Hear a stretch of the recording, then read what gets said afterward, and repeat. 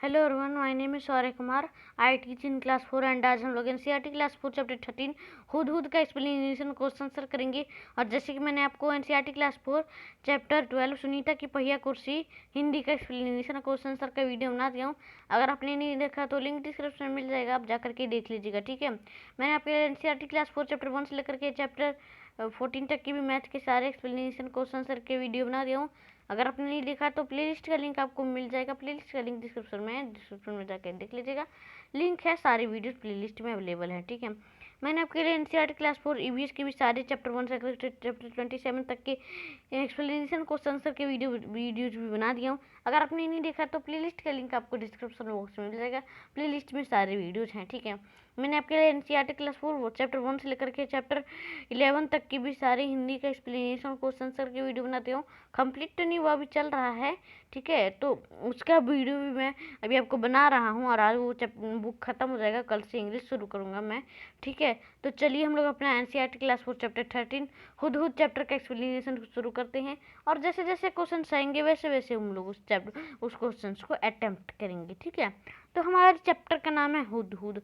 हुद एक पक्षी का नाम है और उसी की कहानी गढ़ी गई है, यहाँ पे पढ़ी गई है। गढ़ी गई मतलब जो हमारा था ना, पढ़ाकू की सूचना से गढ़ते थे, तो वैसे ही मैंने गढ़ने बोल दिया। ठीक है, सॉरी। हुद को कलगी कैसे मिली। एक बार सुलेमान नाम के बादशाह आकाश में उड़ने वाले अपने उड़ान खटोला से पर बैठ कहीं जा रहे थे। मतलब एक बार क्या था कि सुलेमान नाम के बादशाह आकाश में उड़ने वाले अपने उड़न खटोले से, मतलब जो उड़ता था उसे उड़न खटोला बोलते हैं, उड़न खटोले पे बैठ करके कहीं जा रहे थे। बड़ी गर्मी थी, बहुत ज़्यादा गर्मी थी। धूप से वो परेशान हो रहे थे, वो धूप से परेशान बड़े हो रहे थे। आकाश में उड़ने वाले गिद्धों से उन्होंने कहा कि अपने पंखों से तुम लोग मेरे सिर पर छाया कर दो, पर गिद्धों ने ऐसा करने से मना कर दिया, क्योंकि अब आकाश में भी उड़ने वाले गिद्ध थे। गिद्ध मतलब कहते हैं वल्चर। तो वल्चर ने क्या किया, मना कर दिया, क्योंकि उसका पंख होता है। तो उससे छाया कर देने के लिए बोला राजा सुलेमान ने, बादशाह सुलेमान ने मना, मतलब बादशाह सुलेमान ने मदद मांगी। लेकिन ये जो वल्चर थे, इन्होंने अपने पंख से जो हवा छाया था वो ऐसे करने से मना कर दिया। वो बोले, वो और बहाना मारते हुए बोले, हम तो इतने छोटे छोटे हैं, हमारी गर्दन पर पंख भी नहीं है, हम छाया कैसे कर सकते हैं। हम तो बोले बुलचर कि हम तो इतने छोटे हैं, हमारा तो गर्दन पर भी पंख नहीं है, हम छाया कैसे कर सकते हैं। सुलेमान आगे बढ़ गए। कुछ दूर जाने पर उनकी भेंट हुदहुदों के मुखिया से हुई। सुलेमान ने उससे भी मदद मांगी। ठीक है, चलिए मैं आपको बताता हूँ, रुकिए एक मिनट। वह चतुर था, लेकिन जो हुदहुद का मुखिया था वो चतुर था। उसने फौरन अपने दल के सभी हुदहुदों को इकट्ठा करके बादशाह सुलेमान के ऊपर छाया कर दी। अब सुलेमान बोले, मैंने गिद्धों से भी मदद मांगी थी, वे मेरी मदद कर सकते थे, पर उन्होंने मेरी मदद नहीं की। तुम गिद्धों से छोटे हो तो पर चतुर अधिक हो, तुम सबने मिलकर मेरी सहायता की है। मैं तुमसे बहुत प्रसन्न हूँ। प्रसन्न मतलब खुश हूँ। मैं तुम्हारी कोई इच्छा पूरी करूँगा। बताओ तुम्हारी क्या इच्छा है। अब जो राजा सुलेमान थे, बादशाह सुलेमान थे, वो क्या बोले कि मैं तुम्हारी कोई भी इच्छा पूरी कर सकता हूँ, तुम बस मुझे बताओ। तो उसने बोला, बताओ तुम्हारी क्या इच्छा है। तो फिर मुखिया ने क्या कहा, मुखिया ने कहा, महाराज मैं अपनी सभी साथियों से सलाह करने के बाद अपनी इच्छा बताऊँगा। मुखिया ने साथियों को की सलाह करने के बाद, महाराज यह वरदान दीजिए कि हमारे सिर पर आज से सोने की कलगी निकल आए। बादशाह हंसे और बोले, मुखिया इसका फल क्या होगा यह तुमने सोच लिया है। बादशाह हंसते हुए बोले, मुखिया क्या इसका फल क्या होगा यह तुमने कुछ सोच लिया है। अब इसका फल क्या होगा मैं आपको अभी बताता हूँ, कहानी में ही है। मुखिया बोला, हाँ महाराज, मैंने खूब परामर्श करके यह वर मांगा है। सुलेमान ने प्रार्थना स्वीकार कर ली। सभी हुदहुदों के सिर पर सोने की कलगी निकल आई। लोगों ने क्या किया, अब जो सोने की कलगी को देखा तो वे हुदहुदों के पीछे पड़ गए। अब ये था उनका, उसे क्या कहते हैं, हार्मफुल इफेक्ट होने लग गया। सॉरी इसका साइड इफेक्ट होने लगा। उन्होंने राजा ने पहले ही बोला था कि साइड इफेक्ट होगा, तुम लोग ये मत लो। मतलब बोले ऐसे ही कि ये मत लो, ये मत लो, ये नहीं बोले, बोले कि इसका कुछ तुम परिणाम भी सोच सकते हो, तो ये बोले।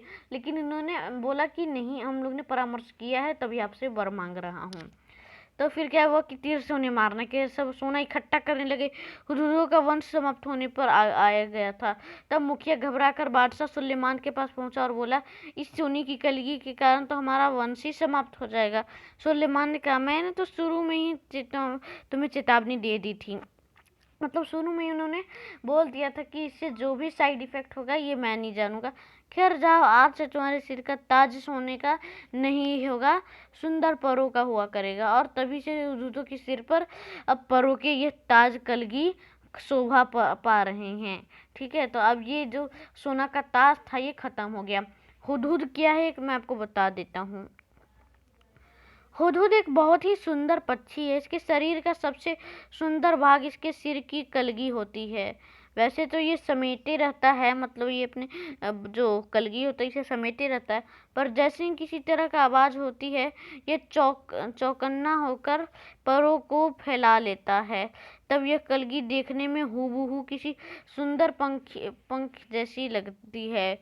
इसी कलगी के बारे में तुमने अभी एक सुंदर कहानी पढ़ी है। ठीक है, हुदहुद का सारा शरीर रंग बिरंगा का चटकीला होता है। पंखे काले काले होते हैं जिन पर मोटी सफ़ेद धारियां बंधी होती है। गर्दन का अगला हिस्सा बादामी रंग का होता है। बादामी रंग मतलब जो बादाम का रंग होता है ना, वैसा रंग में। चोटी भी बादामी रंग की ही होती है, मगर उसके सिरे का काले और सफ़ेद होते हैं। दुम का भी भीतरा हिस्सा सफ़ेद और बाहरी हिस्सा काले रंग का ही होता है।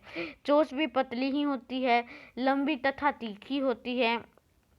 इस चोंच से यह आसानी से जमीन के भीतर छिपे हुए कीड़ों मकोड़ों को ढूंढ निकालते हैं।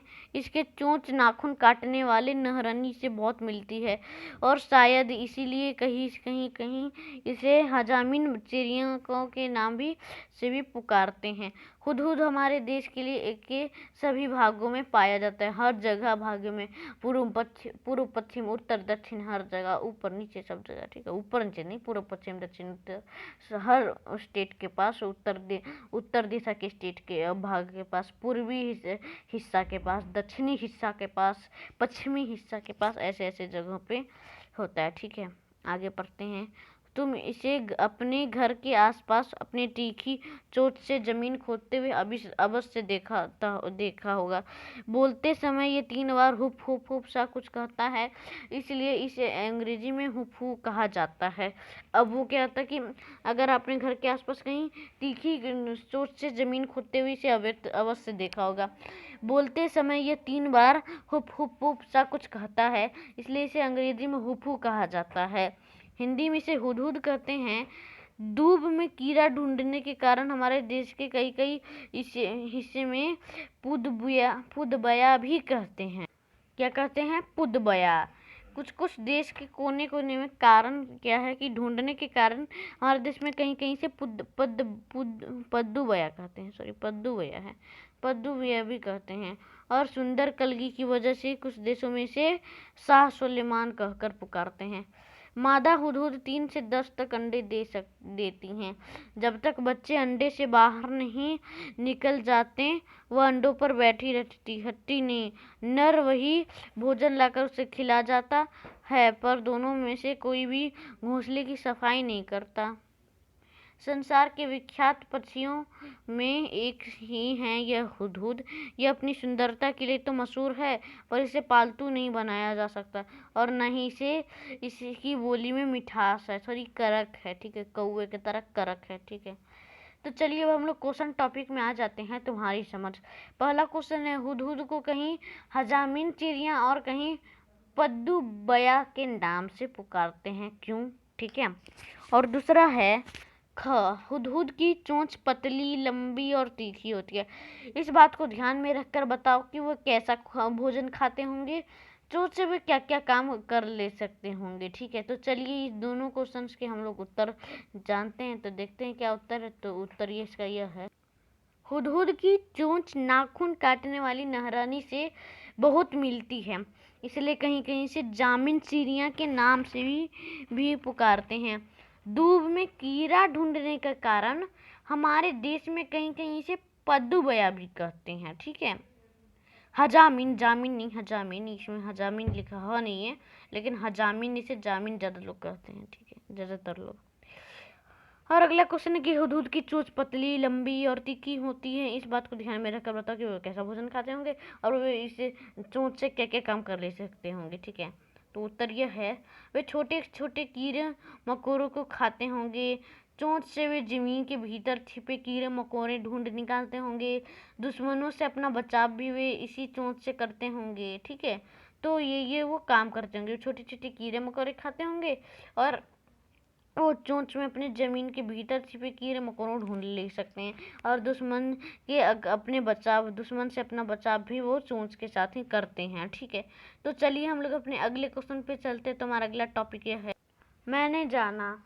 पाठ में से ऐसे शब्दों की सूची बनाओ जो पक्षियों के लिए इस्तेमाल होते हैं, जैसे जानती थी, पढ़कर मालूम हुआ, जानना चाहती हूँ, कैसे, कहाँ से, पता लगाऊंगी। ऐसे पाठ में से शब्द की सूची बनाना है जो पक्षियों के लिए इस्तेमाल हो सकते हैं। ठीक है, मैंने जाना टॉपिक का नाम है। चलिए इस क्वेश्चन का उत्तर देखते हैं। तो उत्तर यह है, तो जानना चाहती थी, जानना चाहती वाला पहला होगा, आप देख लीजिए, वो वाला चीज़ मैं नीचे भी नहीं दूंगा। जानना चाहती थी पहला वाला है, दूसरा पढ़कर मालूम हुआ, तीसरा जानना चाहती हूँ, चौथा कैसे, कहाँ से, पता लगाऊंगी। ठीक है, तो चलिए हम लोग अब देखते हैं। तो तीसरा है जानना चाहती हूँ वाला, तो अंडा देने के अलावा मादा हुदहुद के पास अन्य काम, हुदहुद या गिद्दू की तरह लड़ाकू पक्षी हैं, ये सब मुझे जानना चाहती हूँ। ठीक है, और यहाँ इसके बगल में है, पढ़कर मालूम हुआ कि हुदहुद, कलगी, ताज, हजामिन, पदुबेया, हुप हुप हुप हुपू, ये सब मुझे जानकर मालूम हुआ। और मैं जानती थी चोंच, आँखें, अंडे, घोंसला, चहचहाना, पंख। ठीक है, और चौथा है कि कैसे कहाँ से पता लगाऊंगी, तो किताब पढ़कर, इंसाइक्लोपीडिया पढ़कर, शिक्षकों से पूछकर, नेट से। ठीक है, यहाँ अच्छे से नहीं लिखा हुआ है, आप नहीं देख रहे तो मैं भी आपको टाइप करके दिखा देता हूँ क्या है। तो देखिए, इंसाइक्लोपीडिया ऐसे लिखाता है, ENCYCLOPEDIA। ठीक है, अच्छे से स्पेलिंग नहीं हो रहा है, मैं आपको डिस्क्रिप्शन बॉक्स में इंसाइक्लोपीडिया का स्पेलिंग लिख करके दे दूंगा। ठीक है, तो चलिए हम लोग अपने अगले क्वेश्चन पे चलते हैं। तो हमारा अगला क्वेश्चन यह है, हमारा अगला टॉपिक है पहचाने कैसे। पहला क्वेश्चन इस पे है, अगर तुम्हें हुदहुद को पहचानने में किसी की मदद करनी है तो तुम उसे कौन सी बात बताओगे, 4-5 वाक्य में लिखो। ठीक है, और दूसरा क्वेश्चन है, अब कौवे या कबूतर को पहचानने के लिए 4-5 बिंदु लिखो। यह लिखने के लिए तुम्हें इन्हें पक्षियों को कुछ समय तक बहुत गौर से देखना होगा। ठीक है, तो चलिए इन दोनों क्वेश्चन का उत्तर देखते हैं। तो उत्तर यह है, हुदहुद के सिर पर कलगी होती है, इसका सारा शरीर रंग बिरंगा और चटकीला होता है, पंख काले होते हैं जिन पर मोटी सफेदी धारियां बनी होती है, इसके चोंच पतली, लंबी और तीखी होती है, बोलते समय यह 3 बार हुप हुप सा कुछ कहता है। तो ऐसे मैं बताऊंगा अपने किसी भी आदमी को कि हुदहुद कैसे पहचाने। ठीक है, और दूसरा कि अब कौवे या कबूतर को पहचानने के लिए 4-5 बिंदु लिखो, या लिखने के लिए तुम इन्हें पक्षियों को कुछ समय तक बहुत गौर से देखो। कौवे की पहचान ऐसे करेंगे कि इसका पूरा शरीर काला होता है, इसकी चोंच काली, लंबी और नुकीली होती है, यह काँव काँव करता है, इसकी आवाज़ में मिठास नहीं होती है। ठीक है, तो चलिए आप कौवे या कबूतर, तो मैंने कौवे के बारे में दिया है। ठीक है, तो चलिए हम लोग अपने अगले क्वेश्चन पे चलते हैं। तो हमारा अगला क्वेश्चन यह है, तरह तरह के नाम। तुम्हारे आसपास कौन कौन से पक्षी पाए जाते हैं, उनके नामों की सूची बताओ। तुम्हारे और तुम्हारे दोस्तों के घर की भाषा में इन्हें क्या कहते हैं, जिन पक्षियों के नाम तुम्हें पता नहीं है। और क्या लिखना आगे, उनके नाम तुम्हें पता करने होंगे। ठीक है, तो चलिए ये तो आपको खुद करना है, ये आपके पास कौन कौन से पक्षी पाए जाते हैं उनके नाम की सूची बनाना, तो आप बना सकते हैं, डू इट योरसेल्फ, आपके लिए है। ठीक है, अगला है बातचीत टॉपिक, इसी का क्वेश्चन आंसर करेंगे अब सीधा। तुमने हुदहुद से जुड़ी एक कहानी पढ़ी, उस कहानी की बातचीत के रूप में लिखो। नीचे हमने इस बातचीत के लिए को तुम्हारे लिए शुरू कर दिया है। शाह सुलेमान क्या बोले, अरे भाई गिद्ध जरा मेरी बात तो सुनो। गिद्ध उड़ते उड़ते कहिए मगर ज़रा जल्दी से। शाह सुलेमान क्या कहेंगे, गिद्ध क्या कहोगा। तुम अपने दोस्तों के साथ बातचीत को कक्षा में नाटक के रूप में प्रस्तुत कर सकते हो, ठीक है। तो चलिए इस क्वेश्चन का उत्तर देखते हैं। तो उत्तर यह है, तो शाह सुलेमान कहे होंगे, धूप से परेशान हो रहा हूँ मैं तुम सब अपने पंखों से मेरे सिर को छाया कर दो। गिद्ध बोले हैं, हम तो बहुत छोटे हैं और हमारी गर्दन पर पंख भी नहीं है, फिर हम छाया कैसे कर सकते हैं। अरे भाई हुदहुद, क्या तुम मेरे सिर के ऊपर छाया दे सकते हो। हुदहुद को मुखिया क्यों नहीं महाराज, मैं अपने दल के सभी हुदहुदों को इकट्ठा करके लाता हूँ। सभी हुदहुद मिलकर बादशाह के सिर पर छाया करते हैं। शाह सुलेमान खुश होकर, मैं तुम्हारी कोई इच्छा पूरी करूँगा। बताओ तुम्हारी क्या इच्छा है। हुदहुदों का मुखिया, महाराज मैं अपने साथियों के साथ सलाह करने के बाद आपको इच्छा बताऊंगा। शाह सुलेमान, ठीक है। हुदहुदों का मुखिया साथियों से सलाह करता है। हुदहुदों का मुखिया कहता है, महाराज यह वरदान दीजिए कि हमारे सिर पर आज से सोने की कलगी निकल आए। मुखिया बोली, इसका क्या फल होगा, ये तुमने सोचा है। सोच लिया। मुखिया बोले, हाँ महाराज, मैंने खूब परामर्श करके और मांगा। फिर तो ठीक है, जो तुम चाहो वही होगा। जब लोग तीर से हुदहुदों को मारकर सोना इकट्ठा करने लगे तो उनका मुखिया से फिर शाह सुलेमान के पास आता है। मुखिया, महाराज इस सोने की कलगी के कारण तो हमारा वंश ही समाप्त हो जाएगा। शाह सुलेमान, मैंने तो शुरू में ही तुम्हें चेतावनी दी थी। खैर जाओ, आज से तुम्हारे सिर का तौर सोने का नहीं, सुंदर परों का हुआ करेगा। मुखिया बोले, बहुत अच्छा महाराज, रंगारंग, ठीक है। तो चलिए हम लोग अपने अगले क्वेश्चन पे चलते हैं। तो हमारा अगला क्वेश्चन यह है, रंगारंग एक टॉपिक का नाम है, तो चलिए शुरू करते हैं। हुदहुद का सारा रंग रंग बिरंगा और चटकीला होता है। हुदहुदों का रंग चटकीला बताया गया है। रंग कैसे हैं यह बताने के लिए कुछ शब्दों का इस्तेमाल किया जा सकता है, जैसे फीके रंग, चटकीले रंग आदि। बताओ कि ऐसे रंग का किन किन चीज़ों के बताओ कि ऐसे रंग किन किन चीज़ों के होते हैं। रंग का नाम है गहरा, फीका, भड़कीला, सुनहरा। इस रंग की चीज़ों के नाम आपको बताना चाहिए, ठीक है। तो चलिए इस क्वेश्चन का उत्तर देखते हैं। तो उत्तर यह है, गहरा काला तो छतरी, कोट, बाल ऐसे होते हैं। फीका हरा बोतल का होता है। भड़कीला लाल चुनरी होता है, चुनरी और पोशाक का। सुनहरा पीला अंगूठी और कंगन का, ठीक है। तो चलिए हम लोग अपने अगले क्वेश्चन पे चलते हैं। तो यहीं से पढ़ लेते, उसके बाद टॉपिक अगर आएगा तो हम लोग बुक पे चलेंगे, ठीक है। यूनी ने आसमानी रंग की कमीज पहनी है। आसमानी रंग का नाम कैसे बना होगा, सोचो। ऐसे ही कुछ और रंगों के नाम लिखो जो किसी चीज़ के नाम पर पड़े हों, जैसे नारंगी, बैगनी, गुलाबी, जामुनी, प्याजी। तो नारंगी संतरा के नाम पे, बैगन के नाम पर बैगनी, गुलाब के नाम पे गुलाबी, और जामुन के नाम पर जामुनी, प्याज के नाम पे प्याजी, ठीक है। और संकेत है फल, सब्जी, पत्तों आदि के नामों पर ऐसा ही होता है, ठीक है। तो चलिए हम लोग अपने अगले टॉपिक पे चलते हैं। तुम्हारा अगला टॉपिक यह है, शब्द एक अर्थ अनेक। शाह की भेंट हुदहुदों के साथ मुखिया से हुई। मुझे मेरी बहन ने एक बहुत सुंदर भेंट दी। ऊपर वाले वाक्य में भेंट का मतलब है मुलाकात से है, नीचे वाले वाक्य से उपहार से। तुम भी कोई ऐसे 4 शब्द सोचो जिनके 2 मतलब निकलते हों, उनका वाक्य में प्रयोग करो। जैसे ऊपर में भेंट मतलब 2 मतलब होता है, एक मुलाकात का भेंट, एक उपहार का भेंट, ठीक है। तो चलिए हम लोग देश का उत्तर देखते हैं कि 4 शब्द ऐसे खोजते हैं और सोचते हैं और उसके बाद उसका 2 मतलब निकालते हैं, जैसे, ठीक है। तो चलिए इस क्वेश्चन का उत्तर देखते हैं। तो उत्तर यह है, पत्र। कल मैंने अपने मित्र को एक पत्र चिट्ठी लिखा। और दूसरा पूजा पाठ में आम पत्र मतलब आम पत्र कहते पत्ता को, आम पत्र मतलब आम पत्ता का इस्तेमाल होता है। दूसरा पर, पत्तियों के पर पंख होते हैं, मतलब पत्तियों के पंख होते हैं। और दूसरा वो आया पर मतलब किंतु होता है, सिर्फ किंतु बोलते हैं।